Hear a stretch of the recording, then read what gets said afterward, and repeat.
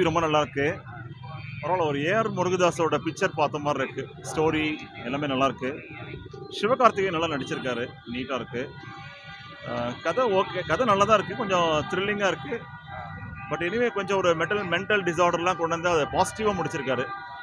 அது வரலையும் கதை வந்து ரொம்ப நல்லா இருக்கு. நல்ல ஒரு பாசிட்டிவாக கொண்டு வந்து முடிச்சிருக்காரு. நானே ஃபர்ஸ்ட் ஆரம்பிக்கும் போது என்னடா டிஃப்ரெண்டாக இருக்கேன்னு பார்த்துட்டு இருந்தேன்.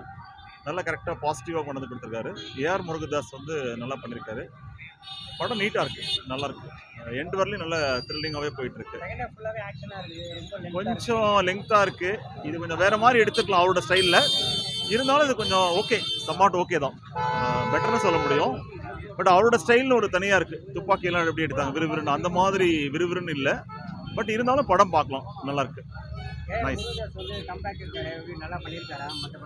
முருகதாஸ் வந்து அவரோட ஸ்டைலில் கொஞ்சம் கம்மியாக இருக்குது. Don't mistake me.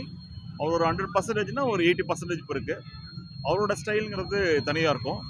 அந்த மாதிரி கொஞ்சம் நியராக இருக்கும். பரவாயில்ல, எனிவே ரொம்ப நாளைக்கு அப்புறம் ஓகே.